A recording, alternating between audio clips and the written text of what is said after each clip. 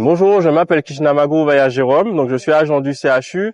Je suis un passionné de reptiles depuis mon plus jeune âge. J'ai effectué plusieurs formations dans des parcs zoologiques ou chez des particuliers qui détiennent des animaux assez rares.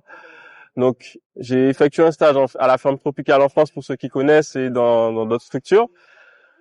Par ma formation, j'ai pu accéder et aussi par le CHU au professeur Rizière qui est le référent sur les le service de toxicologie en Martinique, tout ce qui sera envenimation sur les botrops. Donc j'interviens avec monsieur Erich et Gilbert sur tout ce qui sera capture. Donc avec Gilbert, ce sont nos prises.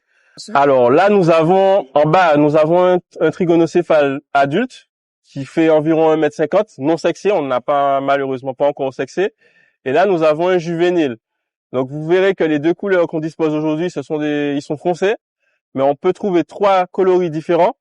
Donc un gris clair, un foncé noir foncé ou un jaune. Les jaunes sont assez rares, sont devenus assez rares par rapport à leur visibilité dans la nature.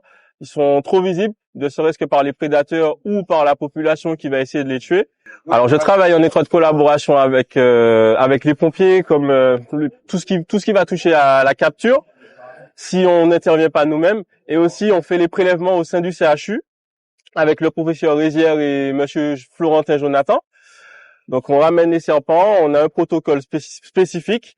Alors mon message pour les Martiniquais serait de conserver notre espèce qui est fabuleuse, qui est endémique, de faire attention quand même quand on va faire des randonnées, d'essayer de regarder à ses pieds, puisque comme vous le voyez, ils sont assez sombres. Donc en fonction d'où ils vont se trouver, ce sont des serpents qu'on peut ne pas voir.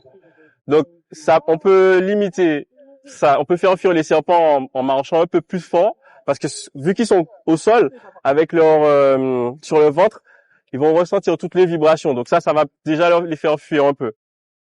Si vous faites du jardin, si vous avez un jardin, laissez entretenir un petit peu le gazon. Faut pas qu'il y ait des herbes trop hautes pour éviter de tomber, de rencontrer un serpent. Et non, ce sera surtout de le conserver, hein, de pas le tuer. Faut pas le tuer, notre trigonocéphale. Il est endémique et il est très important. On fait beaucoup, ça soigne énormément de pathologies. Et justement, le professeur Rizière est en train de travailler sur les molécules du venin qui peuvent même soigner le cancer.